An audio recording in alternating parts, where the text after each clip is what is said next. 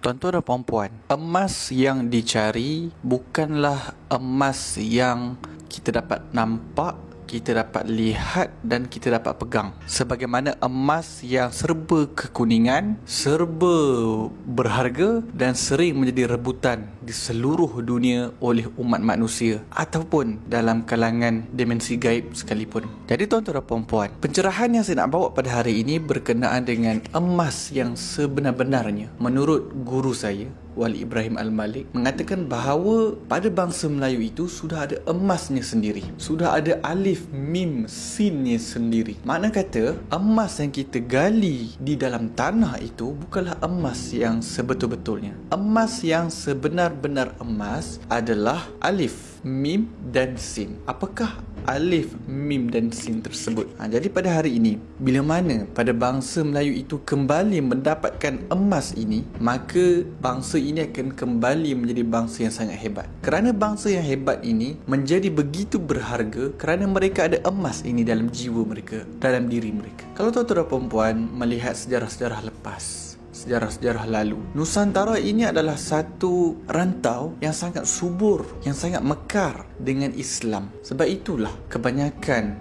rakyat di Nusantara ini, budi bahasanya itu sangat halus, bahasanya itu sangat penuh dengan kiasan dan penuh dengan budi bahasa yang sangat tinggi. Makna kata ketamadunan Nusantara itu adalah satu ketamadunan yang pada paras yang tertinggi. Sebab itulah banyak masyarakat di seluruh dunia datang bertandang ke Nusantara untuk menjalankan apa jua aktiviti, terutamanya aktiviti perdagangan, aktiviti keilmuan dan pelbagai lagi aktiviti-aktiviti yang merancakkan lagi ketamadunan di Nusantara itu sendiri. Jadi tuan-tuan dan puan-puan, bagaimana bangsa Melayu ini boleh jadi kembali hebat untuk jadi seperti bangsa yang terdahulu? Kenapa pihak musuh nak merebut kawasan ini, ingin menghapuskan bangsa ini, ingin menjarah, membawa balik segala khazanah-khazanah yang ada di sini? Kenapa? Jadi tuan-tuan dan puan-puan, alif, huruf yang pertama, alif, mim, sin ini, alif huruf yang pertama ini adalah merujuk kepada Ibrahimiyah, iaitulah Nabi Ibrahim alaihissalam. Kenapa Nabi Ibrahim? Kerana pada bangsa ini sebenarnya mereka ini sudah mempunyai ketauhidan yang sangat hebat. Nabi Ibrahim alaihissalam digelar sebagai bapa ketauhidan, bapa tauhid, yang mana dalam tahiyat awal, tahiyat akhir kita menjemput nama Nabi Ibrahim AS adalah kerana faktor ketauhidan yang sangat tinggi, tauladan yang mana Nabi Ibrahim dibakar hidup-hidup, tetapi kerana keyakinannya yang sangat tinggi kepada Allah, maka api menjadi sejuk. Allah membantu Nabi Ibrahim kerana keyakinan, kerana ketauhidan Nabi Ibrahim AS itu sendiri. Dan huruf yang kedua, mim, Muhammadiyah, iaitulah kasih sayang, lambang kasih sayang. Rasulullah SAW ini dakwahnya itu membawa cinta. Jadi mim ini merujuk kepada Muhammadiyah. Muhammadiyah ini merujuk kepada Nabi Muhammad SAW, penghulu segala nabi, Rasul pada umat akhir zaman ini. Jadi Rasulullah SAW ini mempunyai luhur pekerti yang sangat mulia, budi bicara yang sangat-sangat halus, dan mempunyai kecintaan yang sangat tinggi dan kasih sayang antara satu sama lain. Jadi tidak peliklah tuan-tuan dan puan-puan, orang Melayu mempunyai sifat budi pekerti ini kerana mencontohi baginda Nabi Muhammad SAW. Bahkan nenek moyang kita ini selalu berselawat ke atas baginda Nabi Muhammad SAW. Dalam apa jua perkara sekalipun, nak buat air tawar pun berselawat. And kita ada majlis berzanji lah, kita ada akikah tu pun kita buat juga apa, marhaban apa semua. Itu semuanya ada selawat yang menandakan kecintaan kita kepada Nabi Muhammad SAW. Belum kita bercerita lagi kenapa nama pada orang Melayu ni banyak permulaannya itu Muhammad, Muhammad Abdullah, Muhammad Hisham, Muhammad Azrul. Kenapa ada Muhammad di hadapan?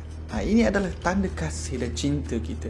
Moga-moga kita mendapat syafaat baginda Nabi Muhammad SAW, dan rajin-rajinlah kita berselawat ke atas baginda Nabi Muhammad SAW. Dan sin, huruf yang ketiga. Tadi alif, kedua mim, dan huruf yang ketiga adalah sin, Sulaimaniyah. Sulaimaniyah ni adalah merujuk kepada Nabi Sulaiman AS, simbol kepada kebijaksanaan. Nabi Sulaiman AS adalah raja yang agung, yang menguasai seluruh dunia, nyata ataupun gaib. Jin itu tenteranya, Dan orang Melayu menjadikan Nabi Sulaiman alaihissalam ini sebagai ikutan. Sebab itulah orang Melayu dahulu, kerajaan-kerajaannya adalah kerajaan yang sangat hebat, kerajaan yang unggul, kerajaan yang sangat agung. Tak payah pergi contoh yang jauh-jauh, cukuplah kita tengok Kesultanan Melayu Melaka yang menjadi sebuah empire yang sangat hebat, yang menjadi wakil khalifah di rantau Nusantara, sehingga pada zaman kejatuhan Melaka itu sendiri susah untuk diruntuhkan, perlu diruntuhkan dari dalam, dirosakkan dari dalam, barulah Kesultanan Melayu Melaka itu jatuh. Jadi tuan-tuan dan puan-puan, Alif Mim Sin, yang mana ini adalah inspirasi daripada guru saya Walid Ibrahim Al-Malik, mengatakan jika kita ada 3 perkara ini, Alif Mim Sin ini, kita ada Ibrahimiyah, kita ada Muhammadiyah, kita ada Sulaimaniyah, insya-Allah bangsa ini akan kembali bangkit semula. Jika betul kita ingin bangkit, bangkitlah kembali menegakkan agama. Sebab itulah bangsa kita. Bangsa kita ini tak akan terpisah dengan Allah dan Muhammad. Bila memisahkan perkara ini, bangsa kita akan terjadi seperti mana pada hari ini. Inilah bangsa kita, kerana kita sudah jauh daripada Allah dan Muhammad, kerana kita sudah tidak ada Alif Mim Sin, kita sudah tidak ada emas ini, yang mana kita sudah kehilangan begitu lama, hampir ratusan tahun. Jadi tuan-tuan dan puan-puan, inilah emas yang perlu digali semula dalam jiwa kita, yang perlu diaktifkan kembali oleh seluruh umat Melayu Islam ini. Dan tuan-tuan dan puan-puan, tak kiralah kita ini pemimpin, rakyat jelata sekalipun, kita perlu ada nilai emas ini. Barulah kita ini betul-betul bangsa yang berharga di sisi Allah dan Rasulullah sallallahu alaihi wasallam. InsyaAllah. Assalamualaikum.